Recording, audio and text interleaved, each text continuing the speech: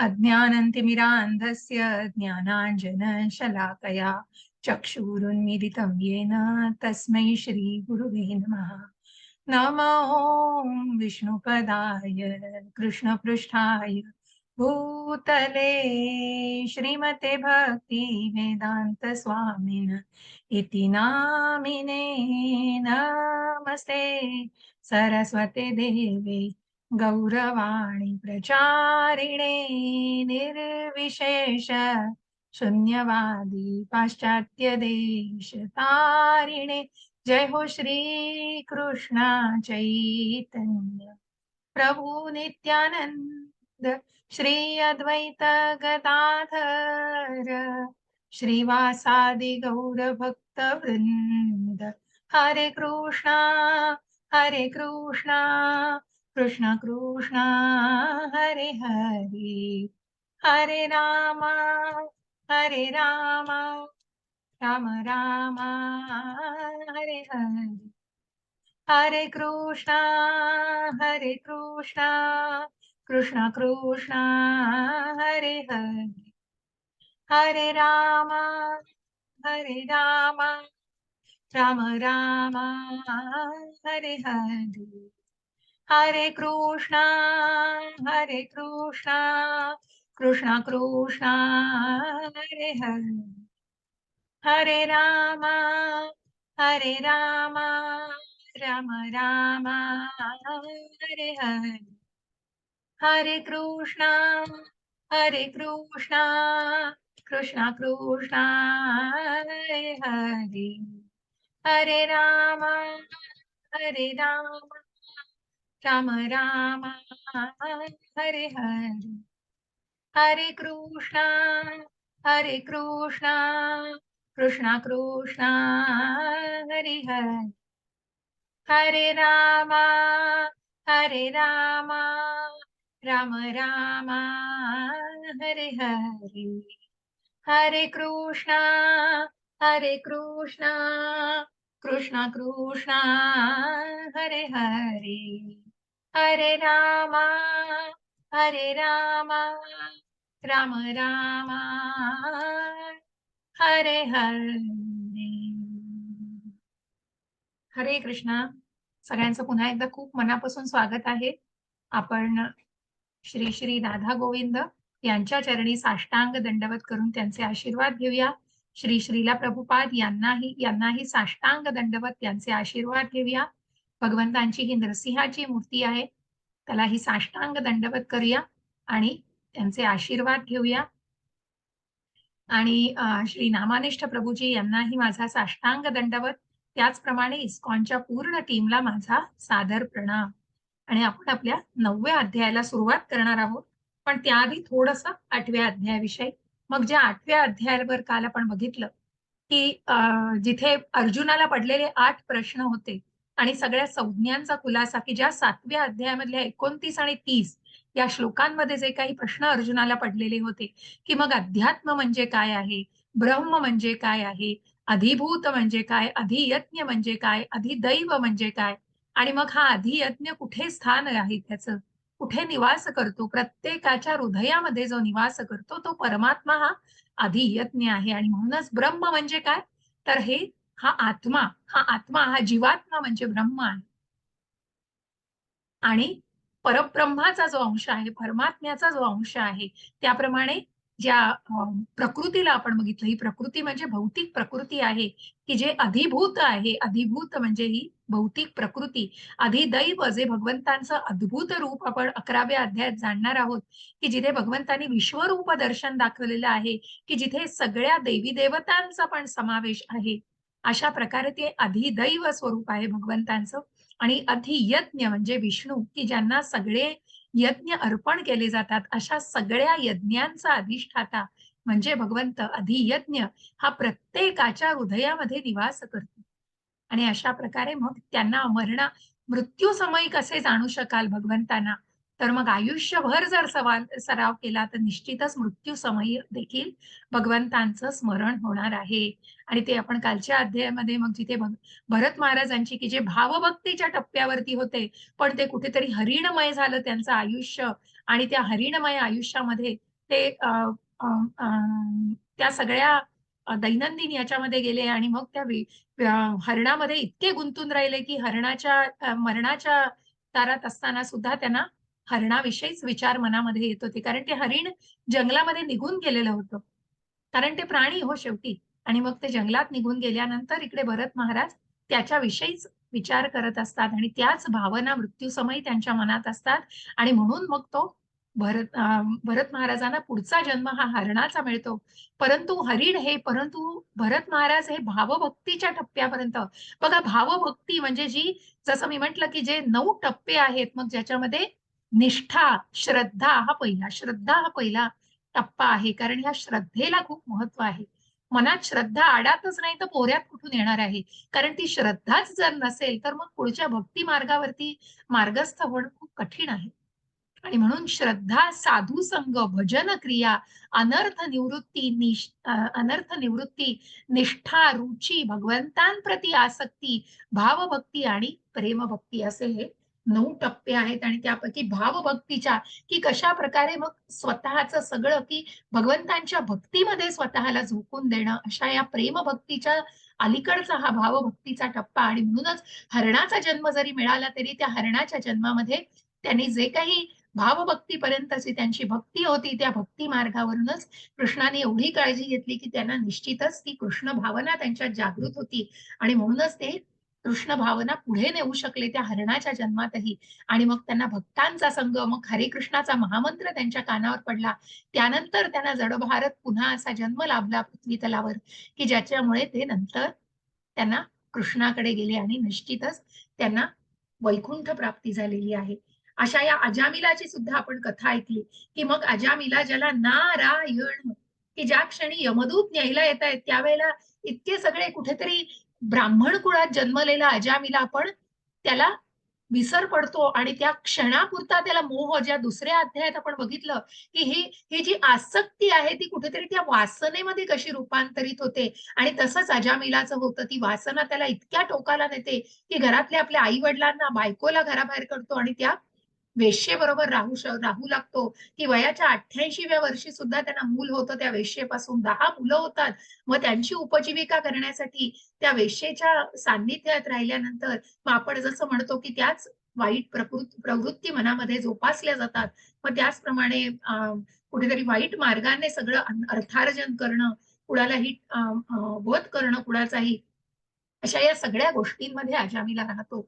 आणि मग सगळ्यात शेवटी जेव्हा पण कृष्णाची एवढीच कृपा की कुठेतरी शेवटच्या मुलाचं नाव नारायण ठेवलेलं आहे आणि म्हणूनच यमदूत जेव्हा नारायण घ्यायला येतात अजामिलाला, तेव्हा मग तो नारायण शब्द उच्चारल्यामुळे विष्णुदूतही घ्यायला आलेले आहेत. आणि म्हणूनच कुठेतरी ठरवलं जातं विष्णुदूत आणि यमदूतांच्या चर्चेमध्ये की याला दुसरी संधी दिली जाईल, सेकंड चान्स, दुसरी संधी, असं अजामिलावरती पुस्तक आहे. आणि म्हणूनच त्याला पृथ्वी तलावरती पुन्हा दुसरी संधी दिली गेली आणि मग त्यांनी ज्या तीर्थयात्रा केल्या, भगवंतांची भक्तीचा मार्ग धरला आणि ती पूर्ण करून मग त्याला वैकुंठ प्राप्ती. मग जो शुद्ध भक्त असतो त्याला भगवंतांचे सगळे दूतही घ्यायला येतात. जसं आपण बघितलं की विमान घ्यायला होतं भगवंतांचं, ज्या तुकारामांना वैकुंठाला न्यायला विमान आलेलं होतं. आणि म्हणूनच अशा प्रकारे जो शुद्ध भक्त असतो तो निश्चितच भगवत धामाला त्याची प्राप्ती होते.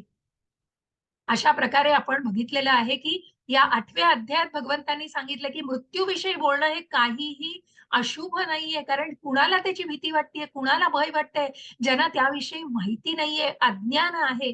आणि म्हणूनच जर हा जन्म झाल्यानंतर आपल्याला गोलोक धामाला, इतक्या सुंदर धामाला जिथे भगवंतांचं स्थान आहे, भगवंत आपल्या सवंगड्यांबरोबर आनंदामध्ये खेळत आहे, ज्या गोलोक वृंदावनाचा की तिथे सच्चित आनंद आहे, हो शाश्वत आहे, सगळं आनंदमय आहे. कारण तिथे सगळं सत्य आहे, शाश्वत आहे, ज्ञानाने परिपूर्ण असे भगवंत आहेत ते. आणि म्हणूनच मग ज्या कुलशेखर राजांनी म्हटलंय की जसा मी धडधाकट आहे तोपर्यंतच मला तू कृष्णाकडे ने, कारण मग जेव्हा माझा देह जीर्ण होईल तेव्हा मी तोंडाने नामस्मरण तरी करायच्या मनस्थितीत किंवा त्या परिस्थितीत असेल का? कारण माझी इंद्रिय इतकी कुठेतरी श्रिंक होऊन आणि कुठेतरी त्या कफ, वात, पित्त प्रकृतीमुळे माझा घसा कुठेतरी आकुंचन पावेल आणि मला भगवंतांचं नाम तरी घेता येईल का त्या क्षणी?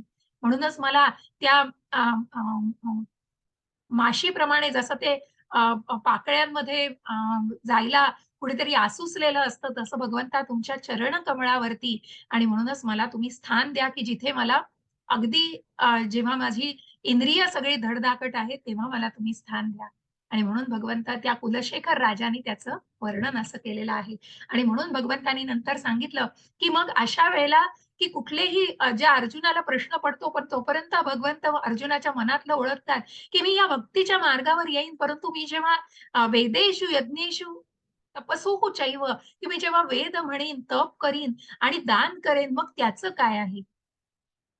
पण मग ती फळं म्हणजे कारण ते तू कुठल्याही बंधनातून करणार नाहीयेस आणि म्हणूनच तू त्या फळांपासूनही वंचित राहणार नाहीस आणि म्हणून ते ज्या कृष्ण भावनेने केलं जाईल, की जे तू खातो आहेस, जे तू अर्थ कमवतो आहेस, त्यापैकी ती कृतज्ञता म्हणून भगवंतांना दिलं जाईल आणि म्हणूनच मग ते भगवत धामाला, की अशी व्यक्ती ज्या जन्म, कर्म, ज्या भगवंतांना ज्यांनी परमतत्व जाणलेलं आहे बघा, तत्वाने जाणायचंय.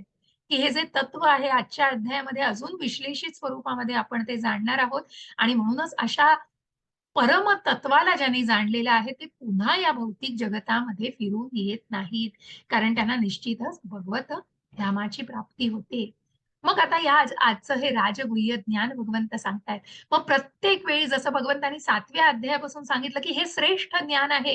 हे ऐकल्यावर तुला कुठलंही काही प्रात्यक्षिक ऐकायची गरज पडणार नाही. त्याचप्रमाणे आता भगवंत सांगतायत. हरे कृष्ण माताजी. हरे कृष्णा. परस्पर भगवान म्हणाले, माझ्या प्रिय अर्जुना, तू माझा कधीही मत्सर करीत नाही, म्हणून मी तुला हे परम गुप्त ज्ञान देईन, जे जाणून तू भौतिक अस्तित्वाच्या दुःखांपासून मुक्त होशील. हरे कृष्णा. हरे कृष्ण. आणि म्हणून भगवंत इथे सांगतायत अर्जुना, तू कधीही माझा मत्सर करत नाहीस. बघा हे खूप महत्वाचं वाक्य आहे. मत्सर जो आहे ना, जसं आपण म्हटलं, की जे षड्रिपू आहेत, काम, क्रोध, लोभ, मध, मोह, मत्सर, त्यापैकी जे हे सगळे षड्रिपू कुठेतरी ब्लॉकर्स आहेत. भगवंतांच्या भक्तीमध्ये जाताना हे कुठेतरी ब्लॉकर्स आहेत. परंतु काय सांगितलंय भगवंतांनी, की तू मत्सर करत नाही. या मत्सराची खूप सुरेख व्याख्या दिली प्रभुपादांनी, की मला तुझ्याकडे आहे ते आवडतंय, पण मला ही बाब खटकतीये, की ते तुझ्याकडे का आहे? हा जो द्वेष आहे ना, हा द्वेष खूप वाईट आहे. हा मत्सर खूप वाईट आहे. आपण या भौतिक जगतामध्ये मला वाटतं पदोपदी या गोष्टी अनुभवतो आणि म्हणूनच या मत्सराला मुळापासून उखडून टाकायला लागतं. कारण तुम्ही जर बघितलं, की काम, क्रोध, मद आणि मोह या गोष्टी कुठेतरी त्याला अँटिडोट्स म्हणजे त्याला कुठेतरी परिवर्तित केलं जाऊ शकतं. ज्या हनुमानाचा क्रोध बघा, की ज्या भक्तीमध्ये भगवंतांच्या भक्तीमध्ये ते विलीन करता येतं. त्याचप्रमाणे एखादी कामवासना ती सुद्धा कुठेतरी विलीन करता येते. जो भ्रम आहे तोही भगवंतांच्या भक्तीमध्ये कारण मग त्या ज्ञानाने जे काही ज्ञान भगवंतांविषयी जाणलं जाईल, या सगळ्याला कुठेतरी परिवर्तित करता येईल, पण मत्सराला करता येणार नाही. कारण तो द्वेष ज्या शिशुपालाने मत्सर केला बघा, भगवंतांचा द्वेष केला, त्या मत्सराला माफी नव्हती आणि म्हणून त्या 101व्या अपराधाला मात्र भगवंतांनी शिरच्छेद केलेला आहे. ज्या कंसाने मत्सर केला, द्वेष केला, कारण मला हे सगळं उद्दिष्ट काय, की मला हे सगळं हवंय आणि भगवंतांचं जी आकाशवाणी झालेली होती त्याने कुठेतरी भयभीत, की माझा वध या कृष्णाकडून होणार आहे, म्हणून मला त्याला ठारच मारायचं आहे. आणि म्हणून भगवंत म्हणतायत, की अर्जुना तू माझा मत्सर करत नाही म्हणून मी तुला हे गुप्त ज्ञान देतो आहे. जे ज्ञान घेऊन मग बघा आपल्या या भौतिक जगात सिक्रेट काय असतो, की अरे हे सांगू नको प्लीज मला लाज वाटते. पण हे म्हणजे ज्या गोष्टीची कुठेतरी लाज, शेम वाटते, कुठेतरी ती ती गोष्ट कुठेतरी लाजिरवाणी असते, तेव्हा ते गुप्त ज्ञान होतं. पण इथे तर ते गुप्त ज्ञान सगळ्यांना खुलं केलेलं आहे.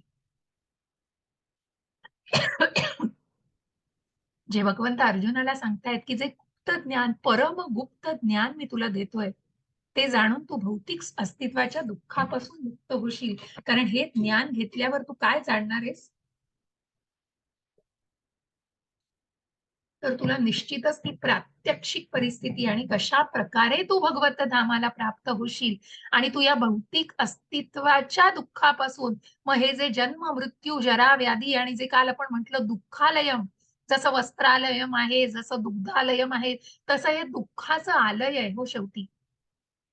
मग ज्या भौतिक ज्या जन्म मृत्यू जरा व्याधी या कुठेतरी प्राथमिक मिझरीज आहेत, प्राथमिक कुठेतरी दुःख आहेत, आणि दुसरी जी अधिभौतिक, अधिदैविक आणि आध्यात्मिक अशी तीन ज्या मिझरीज आहेत, त्या म्हणजे कुठेतरी ती दुःख म्हणजे कुठली, की अधिभौतिक म्हणजे आपल्याला कुठेतरी अ, अ, या सगळ्या सॉरी, अधिदैविक म्हणजे कुठेतरी या कलॅमिटीज येतात, नॅचरल कलॅमिटीज, कुठेतरी ज्वालामुखी येतो, भूकंप येतो. त्यानंतर अधिभौतिक म्हणजे इतर इतर सजीवांपासून कुठेतरी आपल्याला कष्ट, त्रास आणि ते त्रास सोसायला लागतात. आणि जी आध्यात्मिक जे आहे ते आपलंच शरीर आणि मन, हे आपलं मन जसं आपण काल बघितलं, आपला मूळ स्वभाव हा आध्यात्मिक आहे आणि म्हणूनच त्या मन आणि शरीराशी निगडीत या सगळ्या कुठेतरी आपल्याला दुःखांना सामोरं जायला लागतं. आणि म्हणूनच भगवंतांनी सांगितलंय की या भौतिक जगताच्या, मग हे सगळं जाणून पुढे जायचं असेल, हे ज्ञान घेऊन, तर या भौतिक जगतापासून मुक्ती करायची असेल, तर या भक्तीचा सर्वोच्च मार्ग, की या भगवंतांच्या सेवेमध्ये, माझ्या अर्जुनाला भगवंत सांगतायत, तो अर्जुन भगवंतांचा लाडका शिष्य आहे आणि तो भगवंतांचा मत्सर करत नाही आणि तो उत्तम श्रोता आहे. जे काही भगवंत सांगतायत ते उत्तमपणे, तो अगदी व्यवस्थितपणे तत्शृणू, भगवंत सांगतायत त्याप्रमाणे तो ऐकतो आहे. आणि म्हणूनच भगवंतांनी सांगितलंय की या सगळ्यापासून तू भौतिक दुःखापासून तुला मुक्ती मिळेल.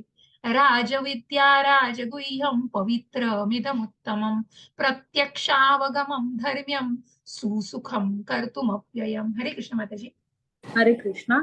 सर्व गोपनीय ज्ञानात अत्यंत गोपनीय असे हे ज्ञान म्हणजे सर्व ज्ञानांचा राजा आहे.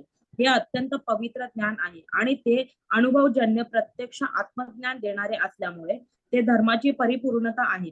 हे ज्ञान अविनाशी आणि आचरण करण्यास अत्यंत सुखकारक आहे. हरे कृष्ण. हरे कृष्ण.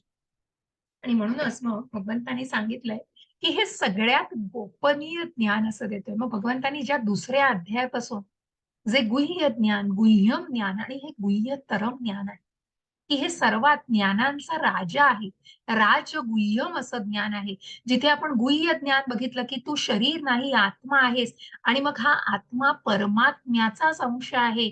आणि त्यानंतर आता भगवंत सांगतायत की तू कुणाचा मत्सर करत नाही आणि तुला हे अत्यंत गोपनीय ज्ञान, की तू भक्त आहेस, भगवंतांचा उत्तम भक्त आहे. आणि ह्या सगळ्या ज्ञानांचा राजा म्हणजेच हा भक्ती योग आहे, की अत्यंत पवित्र असं हे ज्ञान आहे. आणि या मार्गावरती जाण्यासाठी अनुभवजन्य असं प्रत्यक्ष आत्मज्ञान देणारं असल्यामुळे ते धर्माची परिपूर्णता सांगताय. आणि असं हे अविनाशी आणि आचरण करण्यास, की हा जो मार्ग आहे, हा अत्यंत अविनाशी आणि सुलभ असं आचरण करण्यास अत्यंत सुलभ असं हे ज्ञान आहे. अत्यंत असा हा सुलभ मार्ग आहे, की जो भक्तीचा मार्ग आहे. आणि म्हणूनच भगवंतांच्या भक्तीमध्ये स्वतःला विलीन करणं, की कशा प्रकारे ही गोष्ट किती सोपी आहे आणि कशा प्रकारे ही अत्यंत आनंदित करणारी आहे, की ही सुखकारक आहे. आणि याचसाठी भगवंत सांगतायत, की मग ज्या काही जणांना वाटतं, की मग स्वतः कुठल्या तरी भावनांमध्ये मग मला अशा प्रकारे ते रिअलाइज, जसं आपण म्हटलं, की सगळ्या भौतिक गोष्टींना त्याग करणं, जसं आपण आधीच्या अध्यायांमध्ये फक्त कर्म संन्यास नाही, नुसत्या त्या भौतिक जगतापासून कुठेतरी ती गोष्ट कुठेतरी टाळली म्हणजे सगळं संपत नाही. कारण कुठेतरी मग त्या मोक्ष प्राप्तीसाठी ते केलं जाते. म्हणजे तिथेही कुठेतरी मला मोक्ष, मी अजून कुठेतरी आहे. त्याचप्रमाणे इथे भगवंत काय सांगतायत, की मग हे अत्यंत सुखकारक असं ज्ञान आहे आणि ते प्रत्यक्षपणे, आणि म्हणूनच ते रिअलाइज, मग त्या परमेश्वराला जाणण्यासाठी, मग ती जाणीव, गॉड रिअलायझेशन, त्यासाठी ज्या आपण नवविध भक्तीच्या, की ते प्रात्यक्षिक, मग जे स्मरणम, जे श्रवणम, कीर्तनम, पाद्य सेवनम, स्मरणम, अर्चनम, वंदनम, साख्यम, दास्यम, आत्मनिवेदनम, अशा या नवविध भक्तीच्या सेवा आहेत त्या प्रत्येकाला उदाहरणादाखल सांगितलेलं आहे अध्यायामध्ये, की कशा प्रकारे मग श्रवण केलेलं आहे. ज्या ज्या शुकदेव गोस्वामींनी कीर्तन केलं आणि ज्याचं श्रवण परीक्षित गोस्वामींनी केलेलं आहे, परीक्षित महाराजांनी केलेलं आहे, की ज्यांना त्या भागवताचं ज्ञान दिलेलं आहे. म्हणून श्रवणम कीर्तनम स्मरणम अर्चनम, ज्या प्रल्हाद महाराजांनी स्मरण केलेलं आहे, सतत चिंतन केलेलं आहे भगवंतांचं. मग अर्चनम पाद्य सेवनम, जे लक्ष्मी मातेने केलेलं आहे पाद्य सेवन, चरणांची पूजा. मग ज्या साख्यम, ज्या अर्जुनाचं उदाहरण, दास्यम ज्या हनुमंताचं उदाहरण, आणि त्यांनी आत्मनिवेदन केलंय त्या बळीराजाचं उदाहरण, की ज्या बळीराजाने आपल्या डोक्यावरती तिसरा, ज्या वामनावतारामध्ये, की मी आता तिसरा पाऊल कुठे ठेवू, तेव्हा प्रत्यक्ष आपल्या डोक्यावरती, की मग इतका तो दानाने, की हे मला, मी जेव्हा कबूल केलेलं आहे ब्राह्मणास, तेव्हा मी हे दान देणारच, कुठेही मागे हटत नाही. आणि म्हणूनच तो भगवंतांना आत्मनिवेदन केलेलं आहे. पूर्णपणे त्यांनी भगवंतांवर समोर आत्मनिवेदन केले, आणि तुम्ही माझ्या डोक्यावरती पाय ठेवा तिसरं. अशा प्रकारे या भगवंतांच्या भक्तीमधील सेवा, आणि या सेवा किती अविनाशी आणि अत्यंत सुखकारक, कारण त्याच्यावरून जो मार्ग मिळतो तो हा मार्ग अत्यंत सुखकारक आहे. आणि म्हणूनच जे प्रिस्क्रिप्शन आपण म्हणतो, की भगवंतांची सेवा आणि त्या नामस्मरणाचा मार्ग, ज्या गोलोक धामाचं काल आपण उदाहरण घेतलं बघा, की जे जे पृथ्वीच्या वरती लोक आहेत आणि पृथ्वीच्या खाली आहेत ते नरक लोक आहेत, ज्याच्यामध्ये सुतल, ततल, पाताल आणि या सगळ्या, हे सगळे लोक आहेत. आणि वरती जे जनलोक, महरलोक, तपरलोक, तपलोक, जनलोक आणि मग ब्रह्मलोक आहे, त्याच्या पलीकडे मग स्वर्गलोक, आणि मग गोलोक वृंदावन हे त्याच्या पलीकडे आहे. परंतु आपण तेच म्हणतो, की या गोलोक धामामध्ये, या गोलोक वृंदावनामध्ये जे भगवंतांपासून, मग जे काही सूर्य चंद्र आहेत ते त्यांचे डोळे, आणि जे काही तेज आहे ते भगवंतांपासून तेज आहे. आणि ते आपल्या सवंगड्यांबरोबर त्यांचं इतकं प्रेम आहे मग भक्तासाठी. जसं आधी म्हटलं, की भगवंत भक्त वत्सल आहेत आणि भगवंतांवर जीवापाड प्रेम करणारे हे भक्त आहेत, तसे भगवंतही त्या भक्तावरच प्रेम करतात. परंतु काय? परंतु इथे कुठेतरी चेक पॉइंट आहे बघा, की भक्ती मार्गावरती श्रद्धा नाही त्यांना. हरे कृष्ण माताजी. हरे कृष्णा. हे परंतु अर्जुना, ज्यांची या भक्ती मार्गावर श्रद्धा नाही त्यांना माझी प्राप्ती होऊ शकत नाही. म्हणून या भौतिक जगतामध्ये जन्म मृत्यूच्या मार्गावर त्यांचे पुनरागमन होते. हरे कृष्णा.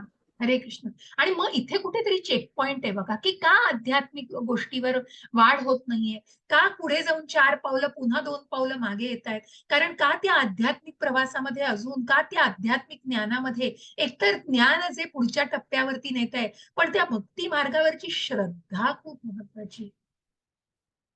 मग प्रश्न खूप असावेत मनामध्ये. जसं भगवंतांनी सांगितलं, की तू माझा मत्सर करत नाहीस, तसा तर संशयही नाहीये भगवान अर्जुनाच्या मनामध्ये. प्रश्न असावेत, भरपूर प्रश्न असावेत, परंतु संशय नसावा. आणि म्हणूनच ही जी श्रद्धा आहे, ही श्रद्धा पुढे जाऊन पुढच्या मार्गावरती, ती जेव्हा साधू संघामध्ये येते, की जेव्हा भक्तांच्या असोसिएशन मध्ये, आणि भक्त जेव्हा एकमेकांशी, जसं आधीच्या अध्यायामध्ये, की जिथे तुझ्या ज्या आपण पुढच्याही अध्यायामध्ये 10व्या अध्यायामध्ये आपण जाणणार आहोत, की मग भगवंतांविषयी तो संबंध, अभ्युदय आणि प्रयोजन कशा प्रकारे भगवंतांच्या भगवंतांशी जोडलं गेल्यानंतर ती भावना कशी वाढीस लावायची. आणि म्हणूनच त्या साधू संघाची खूप आवश्यकता असते. जे इस्कॉनचं वैशिष्ट्य आहे, की तिथे सर्व, की जे आता परवाच मी खारघरला इस्कॉनला गेले होते, खूप सुंदर वातावरण होतं, आणि अक्षरशः तल्लीन होऊन जातो हो आपण, की सगळे जे भक्त असतात, की जे काही कीर्तन चालू होतं, संकीर्तन चालू होतं, की त्या ठेक्यावरती जो प्रभुपादांचा, पुढे जाऊन आपण बघतो प्रभुपादांचं चित्र बघू, की जिथे वर हात करून नाच, असा हा प्रभुपादांनी नाच शिकवलेला आहे. आणि हरे कृष्णाच्या त्या महामंत्राच्या तालावरती सगळेजण अक्षरशः ठेका धरून नाचतायत. आणि ते इतकं रममाण होऊन जायला जातं, की तुम्ही तल्लीन होऊन जाता. त्याच्यामुळे तुमचं भान हरखून जातं हो पूर्ण. तुम्ही तुमच्या सगळ्या चिंता, तुम्ही जे काही मनामध्ये तुमच्या जे काही चिंता आणि स्ट्रेस आणि सो कॉल्ड जे काही असतं, ते सगळं विसरून तुम्ही तिथे अगदी पूर्ण तिथे तन्मय, तन मन धनाने एकत्र एक होऊन जातात. अशा प्रकारे त्या भक्ती मार्गावर त्या साधू संघाची महत्व खूप आहे आणि म्हणून साधू संघ भजन क्रिया अशा प्रकारे हे जेव्हा त्याच मार्गावरती पुन्हा पुन्हा श्रवण केलं जातं, ऐकलं जातं, भगवंतांविषयी स्तुती ऐकली जाते, तेव्हा निश्चितच ती श्रद्धा दृढ होते. कारण ती दृढ होणं महत्वाचं आहे. मगच ती अनर्थ निवृत्ती, मग ती त्या सगळ्या जे काही भौतिक काम, क्रोध, लोभ, मोह, मद, मोह, मत्सर हे जे षड्रिपू आहेत, जे कुठेतरी ब्लॉकर्स बनतायत त्याच्यावरती मात केली जाईल. त्याला ओव्हरकम केलं जाईल. मग त्या मत्सरालाही उखडून टाकता येईल जर त्या भक्तीच्या मार्गावर भगवंतांना जाण्याचा प्रयत्न केला तर. जसं मी म्हटलं, की नामस्मरण आणि म्हणूनच जो जो मार्ग सांगितलेला आहे ना, की ज्या गोलोक धामाला, की खरोखर मग या भौतिक जगतामध्ये सोपं नाही हो. अनेक जन्म काय 100 काय 1000 काय लाखो जन्म, की या 84 लक्ष योनींमधून मनुष्य घेतोय जन्म कारण त्याला सूट दिलेली आहे भगवंतांनी इच्छेची. आणि म्हणून ज्या इच्छा करतोय, कर्म त्याची रिएक्शन आणि मग त्या रिएक्शननी पुढचा जन्म आणि मग त्या भौतिक जगतामध्येच तो अडकतो आहे. परंतु नामस्मरणाचा मग त्या युनिव्हर्समधून तुम्हाला अगदी अंधुकसा जे सॉरी मी काल तुमचं गोलोकधामाचं तुम्हाला चित्र पाठवलंय. मग त्याच्यातनं अंधुकसा असा धागा जातोय. तो धागा, ती रोप जर कोणीतरी पकडली आणि त्या नामस्मरणाच्या मार्गाला जर कोणीतरी अवलंबलं, तर निश्चितच त्या गोलोकधामाला तो डायरेक्ट मार्ग जातो. आणि म्हणून मग कुठेतरी जसं भगवंत आजच्या अध्यायात सांगणार आहेत, योगक्षेमम वहाम्यम. पण भगवंत निश्चितच त्या भक्तीची काळजी घेत आहेत. त्या भक्ताची भगवंतांना निश्चितच काळजी आहे. आणि म्हणून जर पुढे जायचं असेल आध्यात्मिक मार्गावरती, तर ह्या सगळ्या टप्प्यांवर जाताना मग तो साधू संग, भजन क्रिया ही सगळी आवश्यक आहे. नाहीतर मग का नामस्मरण करणारी व्यक्ती सुद्धा पुन्हा वाईट मार्गाला जातीये? कारण ती श्रद्धा दृढ नाहीये हो. मनात शंका आहे. आणि म्हणून ती शंका जोपर्यंत आहे, तोपर्यंत ती श्रद्धा दृढ होणार नाही. मग ती श्रद्धा दृढ होण्यासाठी त्या आध्यात्मिक या भक्तीच्या मार्गावरती उन्नती करणं. मग टप्प्या-टप्प्याने हो, अशी जादूची कांडी फिरवली आणि आपण भक्तीच्या मार्गावर गेलो आणि अगदी नामस्मरण केलं आणि सगळं होऊन मग आपण जेव्हा हा जीर्ण देह त्याग करू, तेव्हा आपण अ, भगवत धामाचीच प्राप्ती करणार आहोत. अहो, भल्या-भल्यानं जे साधक आहेत, जसं आपले श्रीला प्रभुपाद जे शुद्ध भक्त हो, की ज्यांनी भगवत धामाची मग अगदी म्हणजे खात्रीने त्यांना भगवत धामाचीच प्राप्ती झालेली आहे.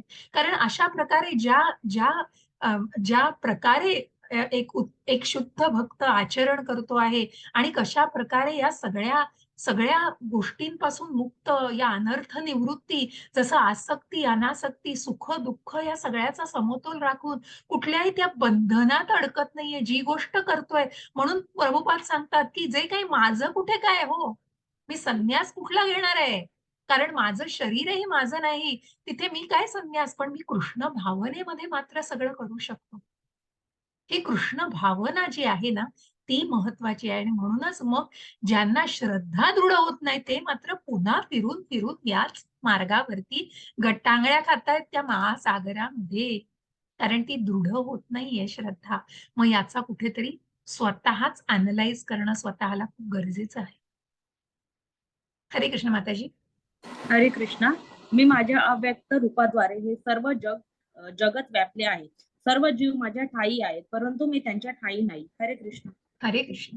आता हे जे अव्यक्त रूपाद्वारे भगवंतांनी सांगितलंय, की मग आता भगवंतांचं आपण पहिल्या अध्यायामध्ये जाणलं, की दुसऱ्या अध्यायात ब्रह्म, परमात्मा आणि भगवान हे भगवंतांची मग भगवंतांना ज्यांनी एक शक्ती म्हणून मानलेलं आहे ब्रह्म स्वरूपामध्ये जे तेज आहेत भगवंत, त्यांनाही भगवंतांनी स्वीकारलेले. त्यापुढे वैकुंठामध्ये भगवंत 4 भुजाधारी असं भगवंतांचं नारायणाचं रूप आहे, परमात्म्याचं रूप आहे आणि जे प्रत्येक हृदयामध्ये, प्रत्येकाच्या हृदयामध्ये वसलेलं आहे आणि जे भगवान रूप आहे, त्याच्याशी संबंध जी भक्तीचा मार्ग आहे ना, तो भक्ती आणि ती भक्ती त्याच भगवंतांवरती, त्या मनुष्य रूपावरती, भगवंतांच्या मनुष्य रूप नाही, तर ते श्याम सुंदर रूप. हातात बासरी आणि मनमोहक असं कृष्णाचं मोराचं पीस असलेलं डोक्यावरती असं ज्याचं श्याम सुंदर रूप आहे, त्या रूपावरती तो ती तो संबंध प्रस्थापित केला जातो आणि कशा प्रकारे भगवंतांवरती निष्ठा आणि ती प्रेम भक्ती ते प्रेम केलं जातं, ज्या गोपींनी भगवंतांवर नितांत प्रेम केलेलं आहे. आणि म्हणून इथे कुठेतरी सांगतायत भगवंत, की ज्या प्रकारे सर्व जीव माझ्या ठायी आहेत, परंतु मी त्यांच्या ठायी नाही. जसं आपण म्हटलं, की भगवंत आश्रित आहेत सगळ्याचे, की ज्या प्रकारे या माळा दोऱ्यावरती विसावलेल्या असतात, त्याच प्रकारे भगवंतांवर सगळे डिपेंड्स आहेत आणि भगवंतांवर सगळे आश्रित आहेत. परंतु भगवंत त्यांच्या नाही, कारण भगवंत त्यापासून अलिप्त आहेत. आणि म्हणूनच इथे कुठेतरी आपल्याला जाणायचं आहे भगवंतांच्या या शक्ती. मग जे जे विश्वरूप दर्शन आपण बघू, त्यामध्ये सर्व देवी-देवतांचं मग ते तात्पुरतं स्वरूप आहे भगवंतांचं. आणि भगवंतांनी कुठल्या कारणाने ते पुढे जाऊन आपण खूप याच्यात मी जात नाही आता, कारण ते आत्ता याच्याशी उद्देशित नाहीये. परंतु भगवंत सांगतायत, की मग या विश्वरूप दर्शनामध्ये भगवंतांच्या अ, मध्ये समाविष्ट असलेले देवी-देवता हे सर्व ऋषी आणि सर्व ब्रह्मांड हे सर्व चराचर भगवंतांमध्ये दिसतंय. परंतु भगवंत मात्र यापासून अलिप्त आहेत. जसं भगवंतांनी सगळी कर्म केली आहेत. कालच्याही अध्यायात आपण ज्या पराशक्ती म्हणजे आध्यात्मिक शक्ती आणि अपराशक्ती म्हणजे भौतिक शक्ती ही निर्मिती भगवंतांचीच आहे. परंतु परा या शक्तीचा आपण एक भाग आहोत. अध्यात्म हा आपला मूळ स्वभाव आहे आणि म्हणूनच या परमात्म्याचा आपण अंश आहोत. या सगळ्याची निर्मिती करून भगवंतांनी म्हणून ती सूट दिलेली आहे. जिथे ते इंडिपेंडन्स दिलेलं आहे, त्याच्यामुळेच मनुष्य या पुन्हा पुन्हा भौतिक जगतामध्ये परतून येतो आहे. परंतु भगवंत सांगतायत, की हे सगळे जीव माझ्या ठायी आहेत, परंतु मी त्यांच्या ठायी नाही. हरे कृष्ण माताजी. हरे कृष्णा. तरी सर्व सृष्ट पदार्थ माझ्यामध्ये स्थित नाहीत. माझे हे योग ऐश्वर्य पहा. जरी सर्व जीवांचा पालन पोषण करता आणि सर्व व्यापी मी आहे, तरी सुद्धा मी या व्यक्त सृष्टीचा अंश नाही. मी स्वतः सर्व सृष्टीचे उगमस्थान आहे. जसा प्रबळ वारा सर्वत्र वाहतो, नेहमी आकाशात विसावतो, त्याचप्रमाणे सर्व प्राणी माझ्यामध्ये विसावतात, हे जाणून घ्या. हरे कृष्णा. हरे कृष्ण. आणि म्हणून भगवंतांनी सांगितलं, की सगळे सृष्ट पदार्थ माझ्यामध्ये स्थित नाहीत, की कशा प्रकारे या सृष्टीची निर्मिती केलेली आहे भगवंतांनी. पण भगवंत इथे जी आपल्याला जाणून घ्यायचंय ते अचिंत्य भेदाभेद भगवंतांच्या, म्हणून ते तत्व मी म्हटलं ना, की ज्या परम तत्वाला मग फक्त भगवंतांच्या बाललीला, मग जे भगवंतांविषयीची कथा जाणून, भागवतामध्ये भगवंतांची स्तुती जाणून भगवंतांना तत्वाने जाणायचे. ते जे तत्व आहे ना, ते महत्वाचं आहे. आणि जे अचिंत्य, मग या सगळ्या ज्या संज्ञा आहेत त्या जाणून घ्या, की इथे भगवंत सांगतायत, की त्या विश्वरूप दर्शनाला भगवंतांनी त्या तात्पुरत्या स्वरूपाने दाखवलेलं आहे. त्याला कारण होतं, की कारण कुठेतरी तो एक क्रायटेरिया, कुठेतरी ती एक गोष्ट साध्य करण्यासाठी, की उद्या कोणी उठून भौतिक जगतामध्ये स्वतःला दैवी म्हणून क्लेम करू नये, दैवी म्हणून उठून सांगू नये, दाखवा आपलं विश्वरूप दर्शन. म्हणून तो कुठेतरी क्रायटेरिया सेट करण्यासाठी ते उदाहरण दाखल म्हणून अर्जुनाने भगवंतांना विनंती केली. तो लाडका भक्त म्हणून त्याच्या विनंतीला भगवंतांनी भगवंतांनी त्याची विनंती, त्याचा हट्ट मानलेला आहे. परंतु ते विश्वरूप दर्शन भगवंत तिथेच त्यांच्या आंतरिक शक्तीद्वारे ते तिथेच कुरुक्षेत्रावरती त्या रथामध्ये भगवंत आरूढ आहेत असतानाच ते आपलं दुसरं रूप विश्वरूप दाखवतात. आणि ते कशा प्रकारे, तर भगवंतांच्या अचिंत्य भेदाभेद. अचिंत्य म्हणजे भगवंतांच्या या ज्या निरनिराळ्या शक्ती, आंतरिक शक्ती, की ज्या अचिंत्य भेदाभेद म्हणजे एकाच वेळेला भगवंत अनेक ठिकाणी प्रकट होऊ शकतात. मग ते आपल्याला बऱ्याच ठिकाणी ज्या ज्यांच्याशी बघा भगवंताने विवाह केला, की ज्या राजाशी मी त्याची तुम्हाला कथा सांगेन, की ज्या भगवंतांच्या सगळ्यांशी त्यांनी लग्न केलं, की ज्या ज्या कुठेतरी अडकलेल्या होत्या, त्या कारागृहामध्ये अडकलेल्या होत्या आणि भगवंतांनी त्या असुराशी युद्ध करून त्या सगळ्यांना सोडवलं. पण कुठेतरी त्यांचं अस्तित्व असं होतं, की त्या कारागृहात होत्या आणि म्हणूनच त्यांना कोणी मान्य करणार नाही, कोणी त्यांना ऍक्सेप्ट, कोणी त्यांना स्वीकारणार नाही. म्हणून भगवंतांना ज्यांनी सगळ्यांनी त्या सगळ्या राजकन्यांनी म्हणा तुम्ही, त्या प्रिन्सेसनी भगवंतांना आपलं म्हणून मानलेलं होतं आणि त्यांच्याशी भगवंतांनी एकाच वेळेला भगवंतांनी त्या 16,000 अशा सगळ्या राण्यांशी विवाह केलेला आहे. एकाच वेळेला असा अचिंत्य भेदाभेद भगवंत, की अशी अनेक उदाहरणं आहेत जिथे ब्रह्मांनी भगवंतांची कुठेतरी परीक्षा घ्यायचं ठरवलेलं. खरोखर म्हणजे की ते जे बालरूप होतं ते ब्रह्मांना वाटलं खरंच हा सगळ्या सर्वोच्च नियंत्रक आहे का, आपण हे जाणण्यासाठी ब्रह्मा त्यांच्या सगळ्या गायींना आणि त्यांच्या सवंगड्यांना अदृश्य करतात आणि जवळ ते 1 वर्ष म्हणजे ब्रह्मांचा तो 1 मिनिट असतो, ते 1 मिनिटामध्ये पृथ्वीवर परत येतात. पण त्या कालावधीमध्ये 1 वर्ष उलटून गेलेलं असतं आणि त्या 1 वर्षामध्ये प्रत्यक्ष कृष्णांनी सगळ्यांची रूपं घेतलेली असतात. सगळे त्यांचे सवंगडी तिथे वृंदावनामध्ये वावरत असतात. सगळ्या गायी जिथल्या तिथे असतात आणि हे जेव्हा ब्रह्मा बघतात तेव्हा त्यांना पश्चाताप होतो. मी कुणावरती हा संशय घेतला आणि कुणाची परीक्षा बघत होतो आणि ते शरण गेलेले आहेत त्या बालरूपाला भगवंतांच्या. असा अचिंत्य भेदाभेद एकाच वेळेला भगवंत या आंतरिक शक्ती उदाहरणासाठी, मग ती कथा मी तुम्हाला पूर्ण नावासकट वगैरे पुन्हा सांगीन, ज्या राण्यांची भगवंतांनी विवाह केलेला आहे. इतक्या पट्ट राण्या भगवंतांच्या होत्या आणि म्हणूनच का तो विवाह केलेला आहे, की तो ते उद्दिष्ट काय होतं भगवंतांनी आपलं मानलं त्यांना, की ज्यांना स्वीकारलं गेलं नसतं आणि म्हणूनच भगवंतांनी त्या सगळ्यांशी लग्न केलं एकाच वेळेला. त्या आपल्याला तिथे एक चित्र आहे, ते नंतर मी शेअर करीन आणि त्याप्रमाणे तुम्हाला ती कथाही सांगता येईल. असा हा अचिंत्य, मग सांगण्याचा उद्देश काय, की या भगवंतांच्या शक्ती, ज्या आंतरिक शक्ती आहेत भगवंतांच्या, त्याच वेळेला जसं त्या रथामध्ये आरूढ असताना भगवंतांनी तिथेच आपलं विश्वरूप दर्शन केलेलं आहे, की एकाच वेळेला भगवंत अनेक रूपं घेऊ शकतात. म्हणून भगवंत सांगताहेत, की सगळं माझं योग ऐश्वर्य पहा, मी सगळ्या जीवांचा पालन पोषण करता आहे, सर्वव्यापी मी आहे, तरी सुद्धा मी या सृष्टीचा अंश नाही. जसं आधी जन्म कर्मच मे दिव्यान, सगळी कर्म केलेली आहेत, पण त्या कर्म बंधनात कुठेही भगवंत नाहीयेत. या भौतिक प्रकृतीची निर्मिती केली आहे, पण त्रिगुणांवर भगवंतांवर त्रिगुणांचा कुठलाही प्रभाव नाहीये. त्या मायेला उलटे भगवंत नियंत्रित करतायत. कारण का? कारण भगवंत आध्यात्मिक आहेत. त्यांचं शरीर आणि आत्मा हा एकच आहे. आणि भगवंतच सगळ्या, ज्या 7व्या अध्यायामध्ये आपण जाणलं, की सगळ्याचे उगम, सगळ्याचे पोषण करता, पालन करता हे भगवंत आहेत. बीज देणारे पिता हे भगवंत आहेत. उदाहरणादाखल आपण बघतोय, की आकाशामध्ये मग हे जे अथांग पसरलेलं आकाश आहे बघा, सगळ्यात मोठं असं, या आकाशामध्ये जो वारा आहे, तो वारा अमाप प्रकारे वाहतोय. त्याच प्रकारे मग त्या वाऱ्याला मात्र लिमिटेशन्स कुठे आहेत, की तो त्या आकाशामध्येच विसावतोय. त्या आकाशाच्या पलीकडे जाऊ शकत नाही. त्याच प्रकारे भगवंतांवर आपण आश्रित आहोत. त्याच्या पलीकडे आपण जाऊ शकत नाही, कारण भगवंतांची ही पराशक्ती, ती या सगळ्याच्या भौतिक प्रकृतीच्या पलीकडे आहे. पण या भौतिक प्रकृतीला इतके लिमिट्स आहेत आणि म्हणूनच हे प्राणी मात्र सगळे भगवंतांमध्ये विसावलेले आहेत. हे कुठेतरी सुलभपणे मग तुम्ही तात्पर्य वाचा. सांगायला मी खूप खोलात जात नाही, कारण आता आपण या पहिल्या टप्प्यावरती आहोत 18 दिवसांच्या. त्याच्यामध्ये मी खूप अजून खोलात जाऊ शकत नाही.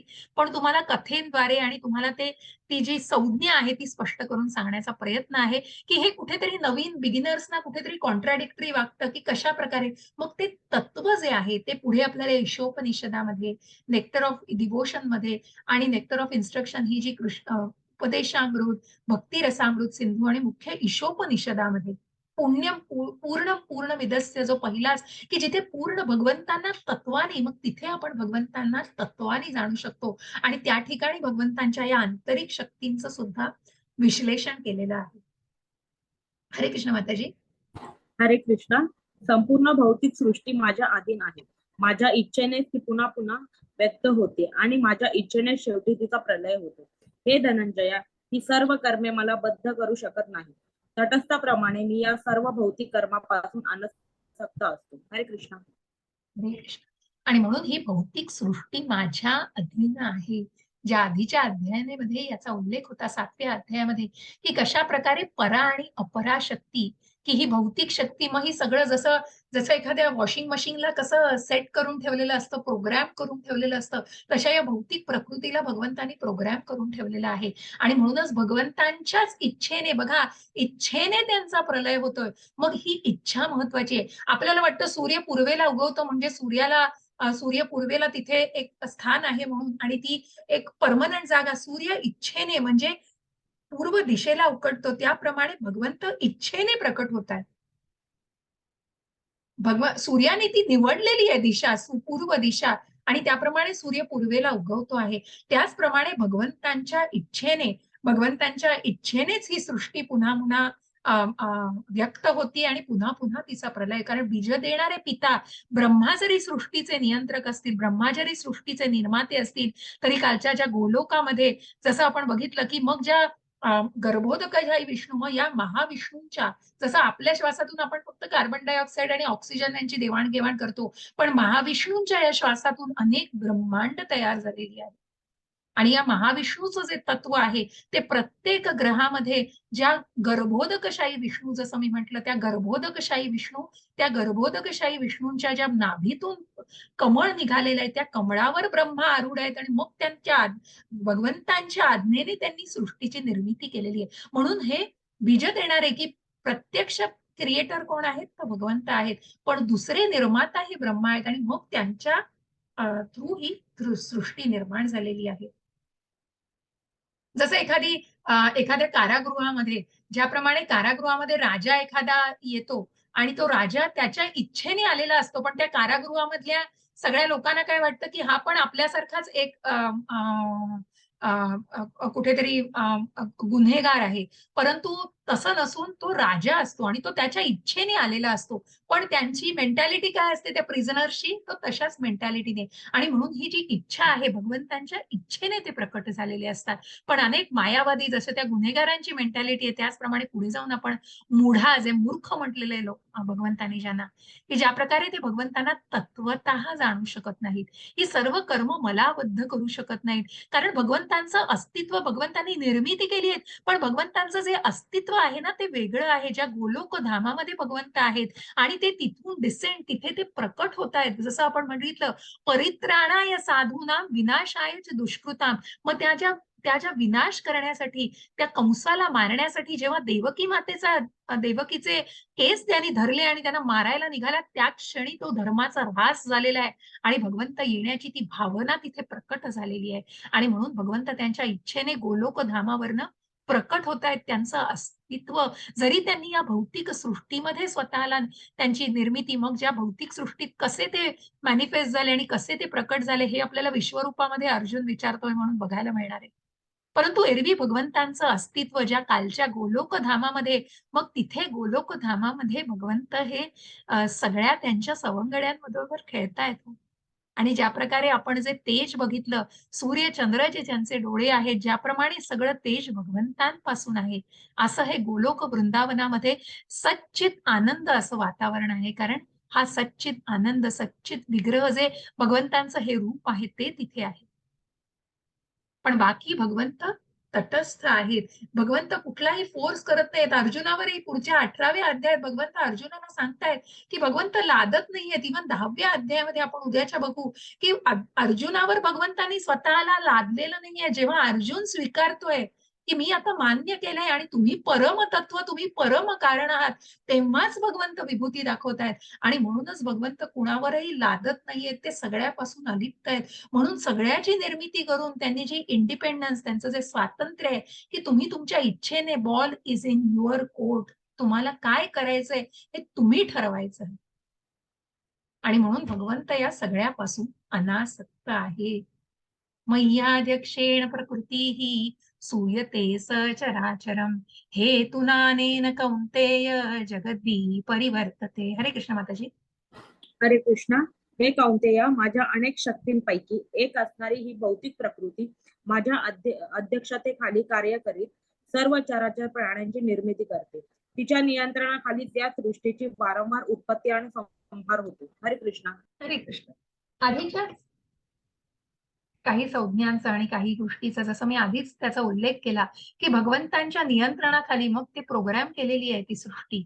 आणि त्या प्रकारे भगवंत याची त्यांच्या अध्यक्ष केले की ज्या बीज देणारे पिता हे भगवंत आहेत आणि भौतिक प्रकृती ही माता आहे.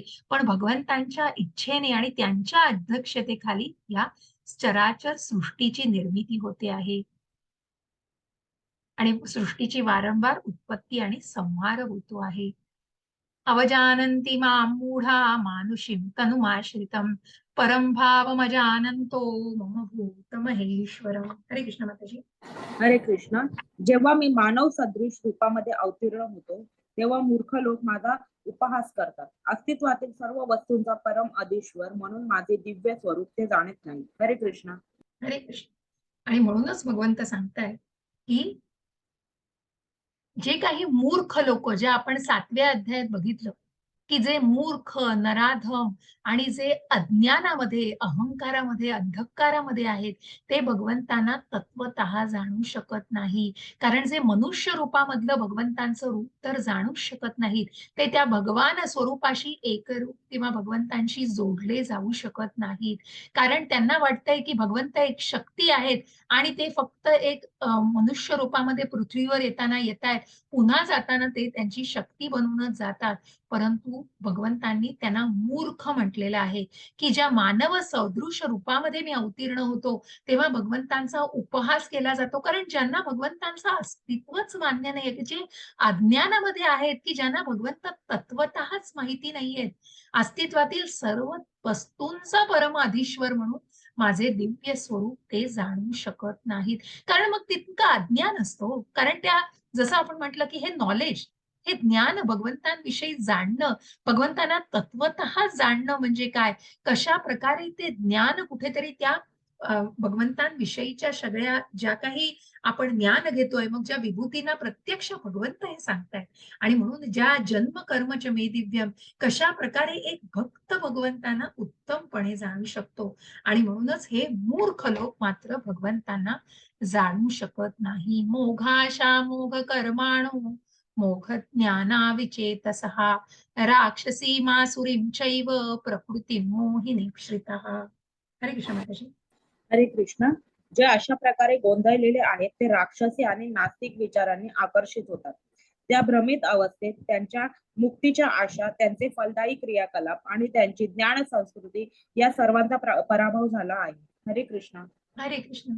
आणि म्हणून मग असे गोंधळलेले राक्षसी नास्तिक विचारांकडे आकर्षित होतात त्या भ्रमित अवस्थेमध्ये. कारण मग ज्ञान नसतं ना, तिथे ज्ञानाचा अभाव असतो. मग त्यांच्या मुक्तीच्या आशा, त्यांचे फलदायी क्रियाकलाप, त्यांची ज्ञान संस्कृती या सगळ्याचाच कुठेतरी पराभव झालाय. कारण मग ज्या प्रकारे ते स्वतः आचरण करत असतात, कारण तिथे ज्ञानाचाच अभाव आहे, मग तिथे भ्रमिष्टच अवस्था असणार. तिथे ती मन, बुद्धी आणि इंद्रिय कुठल्या अवस्थेमध्ये कार्य करत असणार.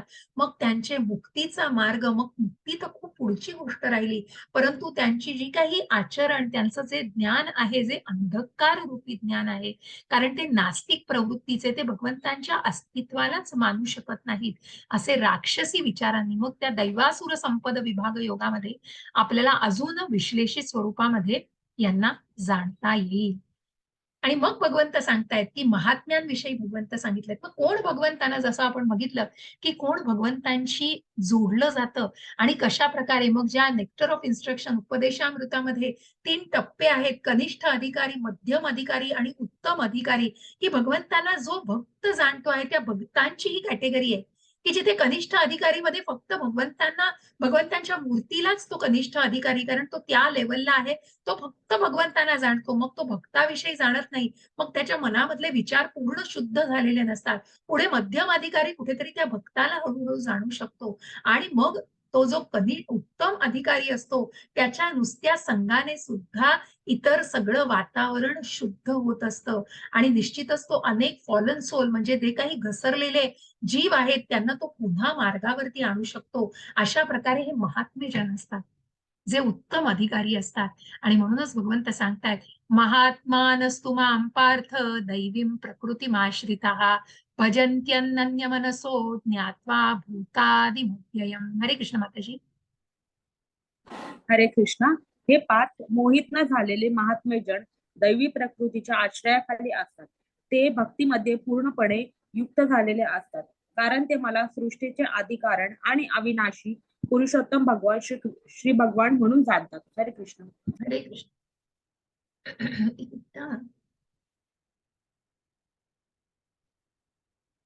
तर जसं आपण या दैवी आसुरी लोकांबद्दल जाणलं, की कशा प्रकारे हे गोंधळलेले लोक असतात, आणि त्याच्याच विरुद्ध आपण या महात्म्यांना जाणणार आहोत, की जे पूर्णपणे भगवंतांमध्ये परायण झालेले असतात. आणि कशा प्रकारे उत्तम अधिकारी, मग ते इतर फॉलन सोल्सना सुद्धा, इतर इतर व्यक्तींना सुद्धा कशा प्रकारे ते या भक्ती मार्गावरती आणण्याचा प्रयत्न करतात आणि ते पूर्णपणे भगवंतांची मतपरायण झालेली, पूर्ण भगवंतांशी पूर्णपणे त्या भक्तीमध्ये स्वतःला त्यांनी झोकून दिलेलं असतं. त्या भक्ती मार्गामध्ये ते असतात. ते दैवी प्रकृतीच्या आश्रयाखाली असतात. ते भक्तीमध्ये पूर्ण युक्त झालेले असतात.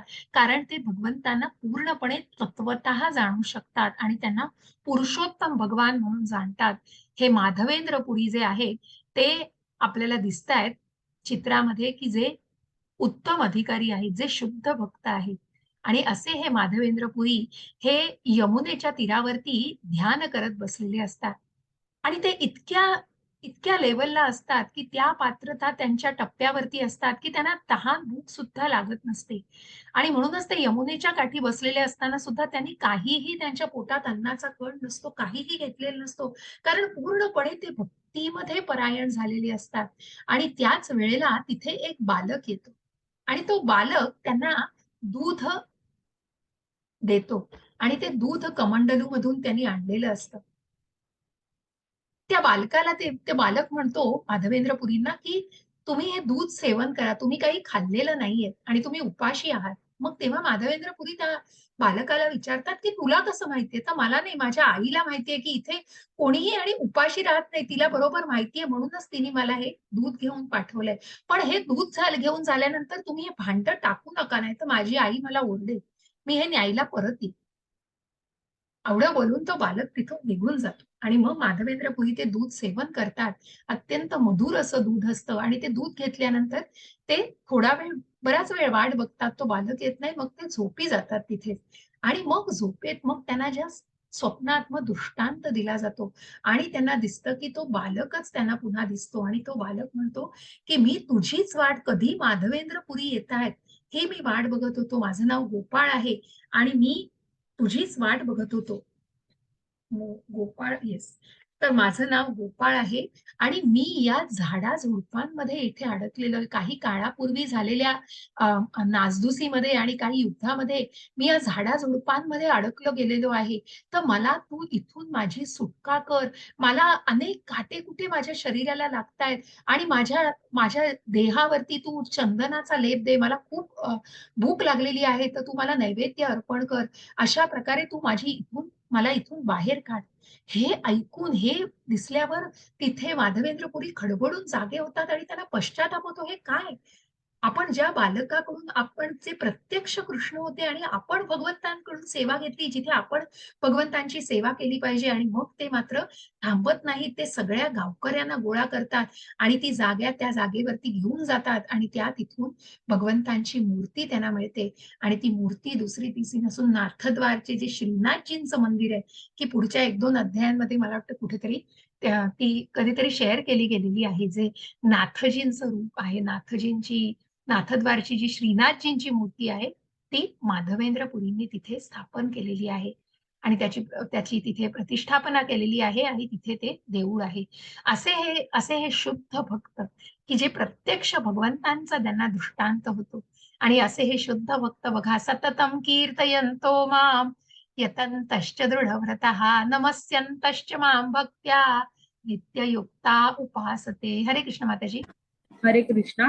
हे महात्मे जन सतत माझे कीर्तन करीत, दृढ निश्चयाने प्रयत्न करीत आणि मला वंदन करीत भक्तिभावाने नित्य माझी उपासना करतात. हरे कृष्णा. हरे कृष्ण. असे श्रीला प्रभुपाद आपल्याला दिसतायत, की ज्यांनी हात वर करून, मग ज्या इस्कॉनमध्ये आपल्याला बऱ्याच वेळेला हा नाच वरती हात करून भगवंतांना सगळं अर्पण करून हरे कृष्ण कृष्ण कृष्ण हरे हरे, हरे राम राम राम हरे हरे, अशा भक्तिभावाने भगवंत हा भक्तीचा भुकेल आहे हो. आणि म्हणून आपल्याला पुढे जाऊन आता बघायचंय, की खरंच मग कोण भगवंत आहेत? बघ, पितामहस्य जगतो माता धाता पितामहः वेद्यं पवित्रम ओंकारं वृक्साम यजुरेव च. हरे कृष्ण माताजी. हरे कृष्णा. मी या जगताचा पिता, माता, आधार आणि पितामह आहे. मी ज्ञेय, शुद्धीकर्ता आणि ओंकार आहे. तसेच ऋग्वेद, सामवेद आणि यजुर्वेदही मीच आहे. हरे कृष्णा. हरे कृष्णा. की बघा त्या ओंकाराचा जिथे आधीही उल्लेख झालाय, की ओंकार मधलं ओम म्हणजे हे सिलॅबल मी आहे, की जिथे भगवंत 7व्या अध्यायामध्ये स्वतःच्या ज्या जागी तू मला पूजू शकतो, अशा प्रकारे पाण्यातल्या चवीमध्ये मी आहे, ओंकारामध्ये मी आहे आणि कशा प्रकारे भगवंत सगळ्या बीज देणारे पिता हे भगवंत आहेत. पितामह, आधार भगवंत ज्या माळेचा आपण उल्लेख केलेला आहे, की कशा प्रकारे ब्रह्मांडांचा आधार आहे भगवंत आणि तसेच वेदांचा सुद्धा अ, अधिष्ठाता भगवंत आहेत.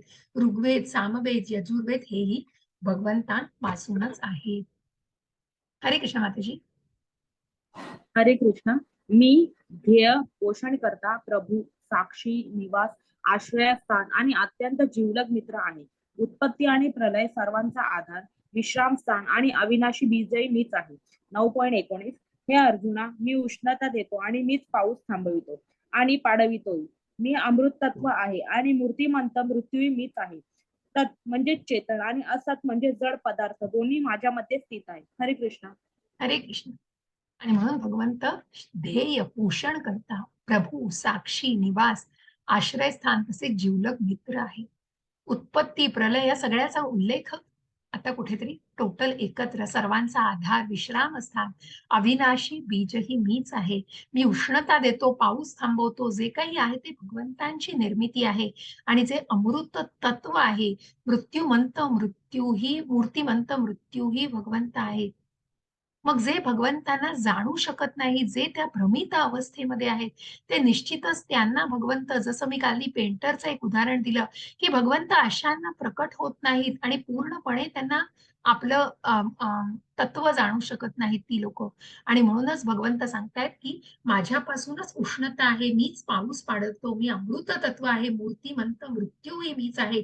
सत आणि असत अशा प्रकारे चेतन आणि जड पदार्थ दोन्हीही माझ्यामध्ये स्थित आहे.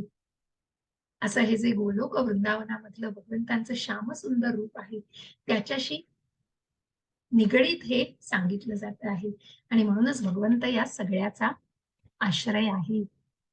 हरे कृष्ण माताजी. हरे कृष्ण. वेदाध्ययन करणारे आणि सोमरसाचे पान करणारे स्वर्ग लोकाची प्राप्ती करीत अप्रत्यक्षपणे मातेच पूजन करतात. असे पाप कर्मापासून शुद्ध झालेले लोक इंद्राच्या पुण्य लोकामध्ये जन्म घेतात आणि त्या ठिकाणी ते देवाप्रमाणे दिव्य भोग उपभोगतात. 9.19. याप्रमाणे स्वर्ग लोकातील अमर्याद विषय सुखाचा भोग घेऊन पुण्यकर्म क्षीण झाल्यावर ते पुन्हा या मृत्यू लोकात परत येतात. अशा रीतीने वेदोक्त धर्माचे म्हणजे सिद्धांताचे पालन करून जे इंद्रियोपभोग प्राप्त करतात त्यांना पुन्हा पुन्हा केवळ जन्म मृत्यूच्या चक्रात पडावे लागते. हरे कृष्ण. हरे कृष्ण.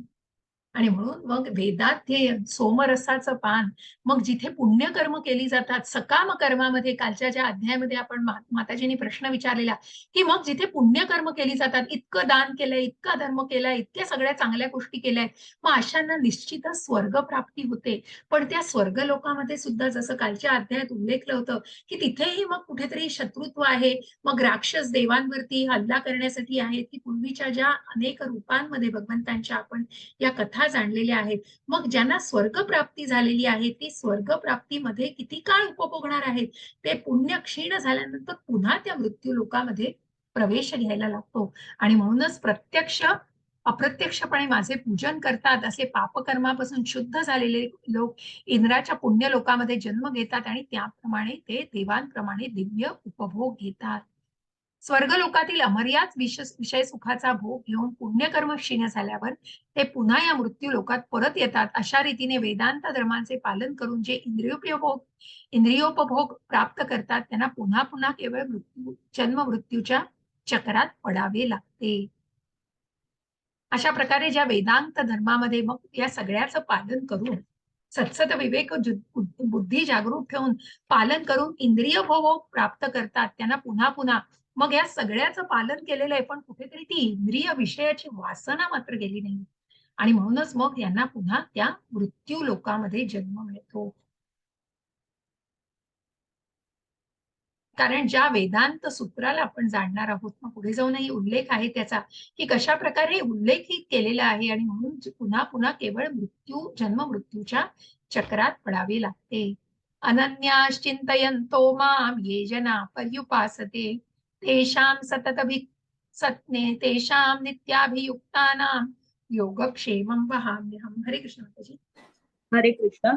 पण जे माझी भक्तिभावाने पूजा करतात माझ्या दिव्य स्वरूपाचे चिंतन करतात.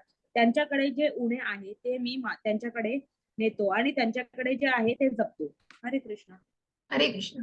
आणि म्हणून जे भगवंतांच्या भक्तीमध्ये स्वतःला झोकून देतात, भक्तिभावाने पूजा करतात, माझ्या दिव्य स्वरूपाचं चिंतन करतात, ज्यांच्याकडे जे उणे आहे ते मी त्यांच्याकडे नेतो आणि त्यांच्याकडे आहे जे ते पण जपतो, ही काळजी भगवंत घेतात बघा, की कशा प्रकारे दिव्य स्वरूपाचं चिंतन केलं जातं, ज्या महाविष्णूच्या तत्वावरती मग ब्रह्मांनी सुद्धा कुठेतरी प्रार्थना केलेली आहे, ज्या श्रीकृष्णांनी सुद्धा भगवंतांचं जे अनिरुद्ध आहे, विस्तार रूप आहे, त्याच्यामध्ये प्रार्थना केलेली आहे. आणि म्हणून भगवंत सांगतायत की जसं योगक्षेमम वहाम्यहम हे LIC मध्ये वापरतात ब्रीद वाक्य म्हणून, तसं जिंदगी के साथ भी और बाद भी. आणि म्हणूनच भगवंत सांगतायत की याच्या पुढेही जे काही तुमच्याकडे आहे ते मी जपतो. भगवंत ज्याप्रमाणे सांगतायत की त्या दिव्य स्वरूपाला जाणून जे काही तुमच्याकडे कुठलंही उणं राहणार नाही आणि तुम्हाला पूर्णपणे जपलं जाईल, तिथे काळजी घेतली जाईल, अशा प्रकारे भक्तिभावाने पूजा करण्याचं हे महत्व आहे. म्हणून भगवंत म्हणतात योगक्षेम वहाम्यहम. येऽप्यन्य देवता भक्ता यजन्ते श्रद्धयान्वितः ते अपि मामेव कौन्तेय यजन्त्य विधिपूर्वकम्. हरे कृष्ण माताजी. हरे कृष्ण. कौंतेया, जे लोक इतर देवतांचे भक्त आहेत आणि जे त्यांचे श्रद्धेने पूजन करतात ते वस्तुतः माझे पूजन करतात, परंतु त्यांची ती आराधना चुकीच्या मार्गाने केलेली असते. हरे कृष्ण. हरे कृष्ण. चुकीच्या म्हणण्यापेक्षा ती अयोग्य मार्गाने थोडी केली जाते.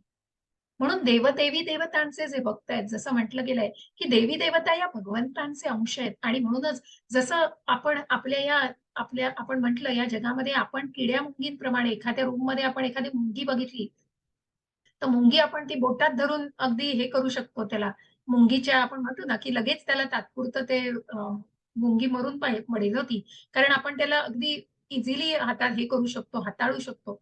त्याचप्रमाणे या देवी देवता भगवंतांचे अंश आहेत. आणि म्हणूनच त्यांची पूजा फक्त सकाम कर्मामध्ये अडकून केली नाही पाहिजे. त्यांच्यासाठी आपण किड्या-मुंग्यांसारखे आहोत आणि म्हणूनच त्यांना जे काही आपण कृष्ण पूजा करतो, कृष्ण भावना करतो, जे काही यज्ञ विष्णूंना अर्पण केले जातात, त्यांच्यापासूनच हे सगळं पुरवलं जातं आणि म्हणूनच सगळी काळजी ही भगवंतांपासूनच घेतली जाते. मग ज्या श्रद्धेने पूजा केली जाते, ते वस्तुतः भगवंतांचंच पूजन करतायत हे लक्षात घ्यावं, म्हणून कुठल्याही अयोग्य मार्गाने ती केली जाऊ नये. यान्ति देवव्रता देवान् पितृयान्ति पितृव्रतः भूतानि यान्ति भूतेज्या यान्ति मत्याजिनोऽपि माम्. हरे कृष्ण माताजी. हरे कृष्ण. जे देवतांची पूजा करतात ते देवतांमध्ये जन्म घेतील, जे भूत आणि आत्मा यांची पूजा करतात ते अशा प्राण्यांमध्ये जन्म घेतील, जे पूर्वजांची पूजा करतात ते पूर्वजांकडे जातील आणि जे माझी उपासना करतात ते माझ्या बरोबर राहतील. हरे कृष्ण. हरे कृष्ण. आणि म्हणून मग सगळ्याचं ज्ञान दिलेलं आहे. जसं म्हटलं आधीच्याही अध्यायामध्ये उल्लेख आहे की ती श्रद्धा दृढ असणं महत्वाचं आहे. ज्या देवी देवतांची पूजा केली जाते त्याची ती सुद्धा श्रद्धेने आणि दृढ श्रद्धेने होणं महत्वाचं आहे. आणि म्हणून मग जे देवी देवतांची पूजा करतात ते त्यांच्या मग स्वर्ग लोकामध्ये त्यांना जन्म मिळतोय. भूत आणि आत्मा यांची पूजा करतात ते अशा प्राण्यांमध्ये जन्म घेतील, मग ते खालच्या योनीमध्ये जन्म घेतात. पूर्वजांची पूजा करतात ते पूर्वजांकडे जातात आणि जे भगवंतांची उपासना करतात ते भगवंतांबरोबरच राहतात. आणि म्हणूनच मग अशा प्रकारे या उपासनेला जाणलेलं आहे. मग खरंच खूप कठीण आहे का हो भगवंतांची पूजा करणं? तर किती सोप्या पद्धतीने भगवंतांनी सांगितलंय बघा. पत्रम पुष्पम फलम तोयम यो मे भक्त्या प्रयच्छति तदहम भक्त्युपरुतम अश्नामी प्रयतात्मनः. हरे कृष्ण माताजी. हरे कृष्ण. जर कोणी मला प्रेमाने आणि भक्तीने एखादे पान, फूल, फळ किंवा पाणी अर्पण केले तर मी ते स्वीकारेन. हरे कृष्ण. हरे कृष्ण. आणि म्हणूनच भगवंतांना अगदी ते 56 भोग नकोयत. भगवंतांना फक्त एखादी फळ, एखादी फूल, एखादी पान आणि अगदी पळीभर पाणी जरी अर्पण केलं ना तरी भगवंत त्याचा आनंदाने स्वीकार करतायत. कारण भगवंतांना ते प्रेम हवंय, ती भक्ती हवी आहे आणि त्या प्रेमभक्तीच्या भावनेने जर ते केलं तर निश्चितच ते भगवंत स्वीकारतायत. म्हणून फक्त एवढ्या 4 वस्तूंना जरी भगवंतांना अगदी सगळ्या नसताना एखादी वस्तू जरी अर्पण केली गेली तरी निश्चितच भगवंत त्याचा स्वीकार करतायत, आनंदाने स्वीकार करतील.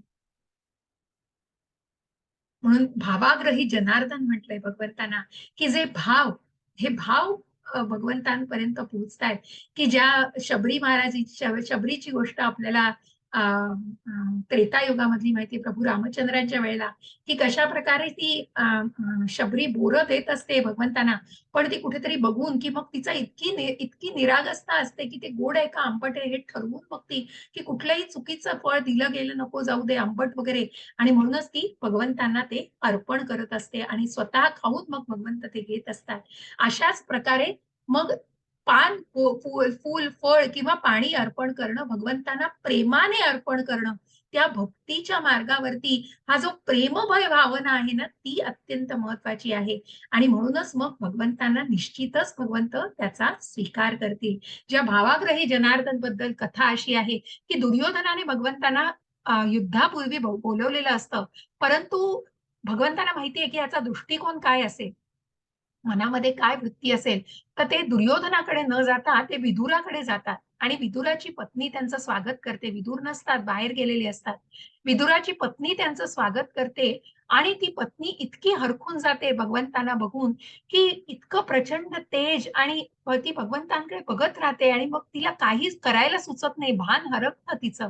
आणि अशा प्रकारे मग ती भगवंतांना बसायला स्थान देते आणि भगवंतांना प्रेमाने केळं द्यायला जाते आणि ते केळं देता देता ती केळं सोलते पूर्ण, आतलं केळं फेकून देते आणि ते साल भगवंतांना अर्पण करते. पण भगवंत कुठल्याही परिस्थितीत त्याविषयी आक्षेप घेत नाहीत. आणि कशा प्रकारे मग माऊली तुम्ही हे साल देता आहात आणि केळं तुम्ही फेकून दिलं, हाही कुठला उद्देश नाहीये. पण कशा प्रकारे मग ती भावना महत्वाची आहे. आणि म्हणून ती पत्रम पुष्पम फलम तोयम, अशा प्रकारे जर ह्या गोष्टी जरी भगवंतांना, भावाग्रही जनार्दन, कारण ते साल फेकून, केळं फेकून देऊन जेव्हा ते साल भगवंतांना दिलं, तरी ते साल भगवंतांनी अगदी प्रेमाने, कारण ती भक्ताची भेट होती, ती प्रेमाने भगवंतांनी ग्रहण केलेलं आहे. आणि म्हणूनच इथेच भगवंत सांगतायत की कशा प्रकारे यापैकी कुठलीही गोष्ट मला अर्पण केली तरीही मी निश्चितच तुमच्या भक्तीमध्ये तुमची स्वीकार करेन, तुमची भक्ती. यत्करोषि यदश्नासि यज्जुहोषासि ददासि यत्तपस्यसि कौन्तेय तत्कुरुष्व मदार्पणम. हरे कृष्ण माताजी. हरे कृष्णा. हे कुंती पुत्र, तू जे काही करतोस ते काही, जे काही खातोस, जे काही अर्पण करतोस आणि दान करतोस, तसे तू जे काही तपस्या करतोस ते सर्व मला अर्पण म्हणून करावे. हरे कृष्णा. हरे कृष्ण. आणि म्हणून या भक्तीच्या सेवेमध्ये आपल्याला हे याचा उल्लेख येणार आहे. म्हणून ही जी कृतज्ञतेची भावना आहे ना, की जे तू काही खातो आहेस, जे काही तू मिळवतो आहेस, हे एक दान स्वरूपामध्ये अर्पण करावं. आणि ते काही, तू जे काही तपस्या करतोस त्या सर्व मला म्हणून अर्पण कर. निश्चितच भगवंत सांगतायत की ती भावना महत्वाची आहे. आणि तू काय खातो आहेस यापेक्षा तू कशा प्रकारे ते शांतपणे करू शकतोस का, कशा प्रकारे मग जे काही अर्पण करतोस, दान करतोस, काही तपस्या करतोस, ते मला अर्पण करावं, की ती जी कृतज्ञतेची भावना आहे ती अत्यंत महत्वाची आहे. सम्मोहम सर्वभूतेषु न मे द्वेषोऽस्ति न प्रियः ये भजन्ति तुमां भक्त्या मयि ते तेषु चाप्यहम्. हरे कृष्ण माताजी. हरे कृष्णा. मी कोणाचा द्वेष करीत नाही, तसेच कोणाशी पक्षपातही करीत नाही. सर्वजण मला सारखेच आहे, परंतु जो कोणी भक्तिभावाने माझी सेवा करतो तो माझा मित्र आहे, माझ्या ठायी स्थित आहे आणि मी सुद्धा त्याचा मित्र आहे. हरे कृष्णा. हरे कृष्ण. मग भगवंत कोणाचा द्वेष करत नाही. जसं भगवंताने अर्जुनाला सांगितलं तू माझा मत्सर करत नाहीस, तसं भगवंतांकडे कुठलाच भेदभाव नाही, कुठलाच पक्षपात नाही. सर्वजण सर्व भक्त आहेत भगवंतांसाठी आणि भगवंतांचे सखे आहेत. आणि भगवंतांच्या स्थायी आपण स्थित आहोत, कारण माझ्या स्थायी सगळे स्थित आहेत आणि मी सुद्धा त्यांचा मित्र आहे. अशा प्रकारे ही भावना महत्वाची आहे. ही कृतज्ञतेची भावना या भक्ती सेवेच्या मार्गाला अतिशय सर्वोच्च असं स्थान आहे. आणि म्हणूनच भक्ती मार्गाने जो सेवा करतो आहे तो भगवंतांचा मित्र आहे आणि भगवंतांनाही, त्या भक्तानेही भगवंतांना जाण्याचा प्रयत्न केलेला आहे. अपि चेत सुदुराचारो भजते माम अनन्य भाग साधुरेव समंतव्य समन्वय पसीतो ही सहा. हरे कृष्ण माताजी. हरे कृष्णा. जरी एखाद्याने अत्यंत घृणास्पद कृत्य केली असली तरी तो भक्ती सेवेत गुंतला असेल तर तो योग्य स्थितीत असल्यामुळे त्याला संत मानले पाहिजे. हरे कृष्णा. हरे कृष्ण. आणि म्हणूनच जसं आपण कालच्या अध्यायामध्ये बघितलं किंवा मृगारी ऋषी कसे झाले, तसं हे जगाई मदाई त्यांची कथा आपण ऐकली की कुठेतरी एक भाऊ माफी मागत होता आणि मग त्यांच्याच सांगण्यानुसार भगवंतांनी जे सुदर्शन चक्र सोडायला निघालेले, कारण का, कारण त्यांच्या सख्याचा नित्यानंद प्रभूंचा कुठेतरी अपमान केलेला होता त्या जगाई मदाईपैकी एकाने, आणि म्हणूनच मग घृणास्पद कृत्य करून ते त्याचा शिरच्छेद करायला निघालेले होते. पण जे चैतन्य महाप्रभू सांगतात की तुम्ही भक्तांचा उद्धार करण्यासाठी आलेले आहात, तर कृपया असं करू नये आणि म्हणूनच तुम्ही त्याला सोडून द्यावं, तुम्ही त्याला माफ करावं. आणि म्हणूनच तो भक्ती सेवेत गुंतला असेल तर तो योग्य स्थितीत असल्यामुळे त्याला संत वाटलं पाहिजे. तो योग्य स्थितीमध्ये असल्यामुळे त्याला जेव्हा भक्ती सेवा याचं याचं महत्व कळेल आणि ते महत्व कळून ती व्यक्ती त्या एक मिनिट हा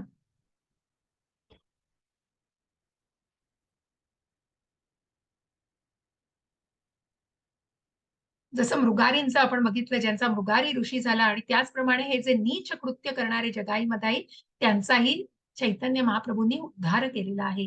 आणि म्हणून मग अशांना संत पुढे जाऊन हे जे वाईट कृत्य जरी त्यांनी केलेली आहेत तरी ती सगळी नलिफाय होतात आणि ते योग्य स्थितीत असल्यामुळे त्यांना संत मानलं पाहिजे, कारण ते भक्ती सेवेमध्ये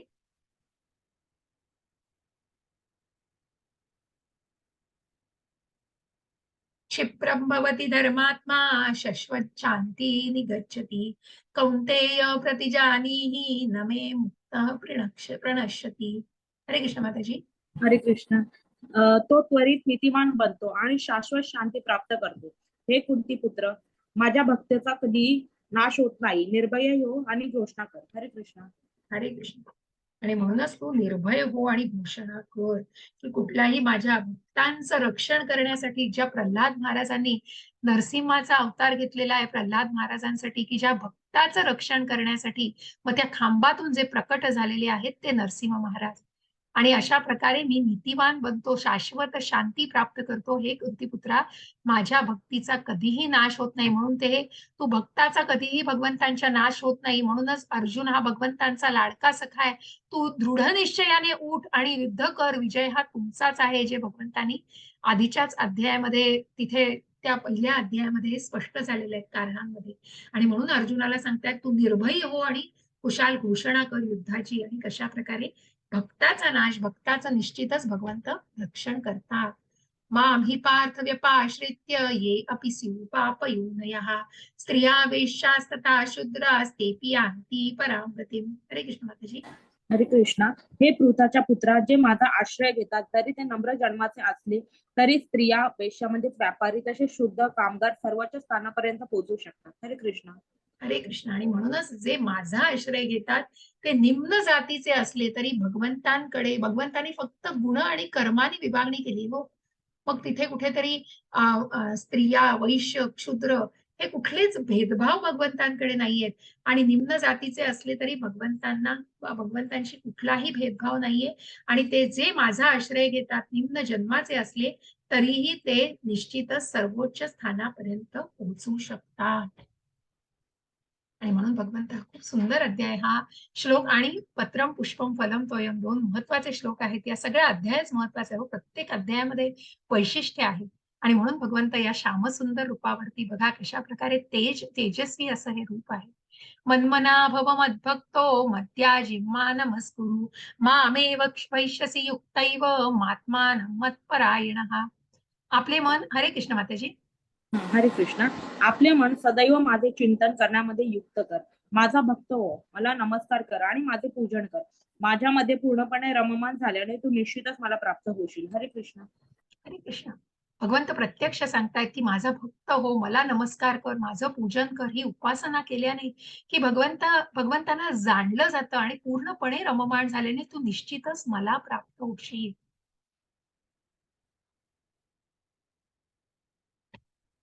अशा प्रकारे आपण इथे अध्याय संपवलेला आहे.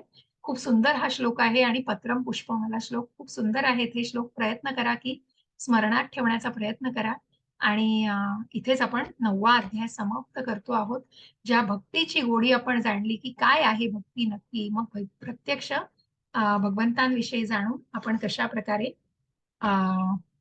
भगवंतांनी जे सांगितलंय मग दोन हात तिसरं मस्तक हो.